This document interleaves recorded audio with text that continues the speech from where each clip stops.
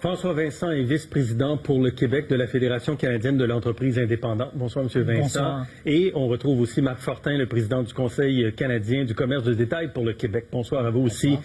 Vous parlez de graves répercussions dans la lettre qui a été envoyée au premier ministre Trudeau, M. Vincent. Quelles sont ces graves répercussions? Sont-elles notables déjà? Elles sont notables déjà, surtout pour les petites et moyennes entreprises. Parce qu'une petite et moyenne entreprise n'a pas les reins financiers pour faire face à une perturbation sur une longue période de temps. Un problème de cash flow, excusez-moi l'expression, ça peut être fatal pour une PME. Ils nous appellent déjà à la FCEI, puis on a des cas concrets d'entreprises qui ne peuvent pas faire travailler leurs employés. Exemple, une entreprise qui fait des drapeaux et des bannières publicitaires. Ça va chercher sa matière première à Taïwan. Le container est pris à Vancouver. Elle ne peut pas livrer ses contrats, elle n'a pas de matière première. Donc, ces dizaines d'employés ne travaillent pas. Et si elle ne réalise pas ses contrats pour la fin mars, bien, elle craint perdre 100 000 $ parce qu'elle ne respectera pas ses contrats. Et puis, on a des cas aussi dans l'Ouest qui font venir des matières premières en Europe et où la matière est prise à Montréal. Donc, c'est une grande problématique. On va voir dans une liste à l'écran les secteurs les plus touchés que vous avez identifiés, notamment le secteur de l'agriculture, le secteur manufacturier, les transports, les ressources naturelles, le commerce de détail, le commerce de gros, 4500 wagons de train qui sont bloqués et c'est 425 millions de dollars de marchandises par jour. Pour vous, M. Fortin, dans le commerce de détail, ça veut dire quoi en ce moment? Bien, ça veut dire qu'il y a des grandes problématiques au niveau à l'interne de pouvoir fournir les magasins, de s'assurer que les produits sont en tablette. Donc en ce moment, il y a une gymnastique qui se passe dans toutes les grandes entreprises pour s'assurer de pouvoir acheter les produits ou réacheter des produits pour les réacheminer vers les magasins pour s'assurer que les tablettes soient pleines. Mais c'est pas évident puis ça vient à un certain coût. C'est-à-dire que faire cette gymnastique-là et faire venir des produits d'un autre pays et les transiter par exemple, Boston, en camion vers Montréal, ça amène des coûts supplémentaires, définitivement. Et donc, vous prévoyez une hausse des prix sur les tablettes la semaine prochaine? Probablement, au courant de la semaine prochaine, si ça continue, on va commencer à avoir des augmentations. On va en absorber une partie, c'est normal, on le fait toujours, mais après un certain temps, on ne peut plus les absorber, on est obligé de les passer aux consommateurs. Alors, est-ce que vous avez des exemples concrets de ce qui pourrait augmenter, par exemple, en termes de prix? Surtout les produits frais, des produits à base de farine et à base de grains, des grands problèmes. Je voyais Mme Cloutier tout à l'heure pour les transformateurs dans l'entrevue. La farine est majeure en ce moment. La plupart de la farine vient de l'Ouest canadien. Donc, les grandes compagnies de pain commencent à être un peu inquiètes de dire on va avoir des besoins de farine, puis on n'en a pas, on ne pourra pas produire. Donc ça, nous, on les aura plus en tablette, ces produits-là. Donc, il va y avoir un manque à gagner à quelque part, puis ça va se répercuter dans beaucoup de produits frais aussi, puis ça va créer beaucoup de gaspillage alimentaire parce qu'il y a des produits frais dans des conteneurs, que ce soit au port ou dans les centres de triage ferroviaire, qu'on n'est pas capable d'aller chercher et mettre sur des camions. Puis quand on va les rapatrier, ben ça va être trop tard. Est-ce qu'il y a des régions plus touchées que d'autres? Je pense aux maritimes, par exemple. Nous, on a des appels partout à travers le Canada, puis les entreprises sont touchées. Vous avez dit les entreprises agricoles, il y a des problèmes de propane qui sont très problématiques.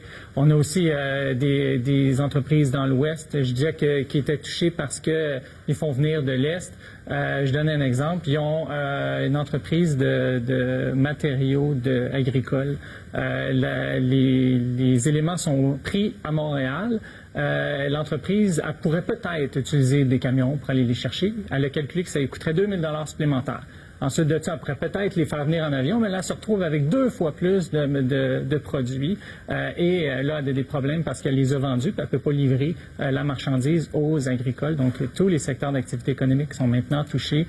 Est-ce que ce que vous exprimez tous les deux ce soir, ce sont des craintes de dérive, de dérapage important pour l'économie, ou ce sont des choses qu'on ressent dès maintenant? Ça fait 14 jours, là. Le transport de train est très important au niveau du transport de marchandises. Je disais aussi qu'un train, c'est 300 camions. Donc, c'est sûr que là, il y a une problématique qui est assez grande. Comme j'ai dit, ça peut créer des problèmes au niveau de la trésorerie des entreprises. Donc, c'est important que les gouvernements agissent et soient sensibles aussi. Et pensez, M. Fillon, pour chaque journée que l'on perd en ce moment, ça va prendre 3 à 4 jours pour rétablir l'équilibre après. Parce que vider les ports, vider les centres de tri des containers, reprendre les produits, remettre tout en marche, Ça se fait pas du jour au lendemain. Relancer la chaîne Relancer d'approvisionnement. la chaîne d'approvisionnement, ça va prendre 3-4 jours pour chaque journée d'arrêt. Donc, on parle peut-être d'un mois et demi, jusqu'à 2 mois. Et pensez aussi aux détaillants qui ont des produits à nature temporaire, c'est-à-dire l'été s'en vient, le mois de mars, le mois d'avril. D'un coup que ces mois-là sont passés, si les produits ne sont pas acheminés, ils ne peuvent plus les vendre. Donc, on fait quoi avec ça? J'entends beaucoup de gens faire grand cas de l'image que nous projetons. Cela dit, nous ne sommes pas les premiers à avoir dans ce pays-là des blocages ou des manifestations. Jusqu'à quel point ça affecte l'image de faire des affaires au Canada? Bien, nous, on pense que ça affecte l'image parce que là, on a une problématique qui dure et qui dure de jour en jour. On a des ententes internationales, des entreprises qui font affaire à l'international. Puis là, on va regarder le Canada, puis on va dire, bon, on n'est pas capable de gérer une situation ou de permettre à l'économie de rouler. Donc, nous, on pense qu'à terme, ça peut avoir un impact sur l'image. Le gouvernement n'est pas capable de gérer la situation? C'est ça que vous dites? Moi, non. J'ai dit, quand ça fait 14 jours qu'il y a un blocage, puis qu'il n'y a pas de reprise, puis ensuite de ça, il y a peut-être des bateaux qui ne pourront pas déposer leurs marchandises dans des ports. Oui. C'est quand même un problème qui est grave. Maintenant, ça peut avoir un impact sur l'image. Je suis un éternel optimiste. Je pense qu'on va arriver à régler cette situation. Dans la lettre, vous parlez d'une reprise sans délai. Vous parlez de dommages sérieux et d'agir maintenant. Vous comprenez en même temps que la complexité de cette situation-là, sociale, économique, avec les Autochtones. Jusqu'à quel point on va pour faire bouger les choses? Dans cette lutte-là, on reconnaît aussi les revendications, on reconnaît l'apport de ces communautés-là. Maintenant, peut-on avoir ces conversations-là d'un côté et en même temps permettre au transport ferroviaire de recommencer et aux gens de retrouver leurs emplois et aux petites entreprises de ne pas avoir à fermer parce qu'elles ne pourront pas respecter leur contrat. Je vais plus loin que M. Vincent. Moi, je pense que les blocus doivent s'arrêter maintenant. Les chefs de bande l'ont dit aussi. On dit on arrête les blocus.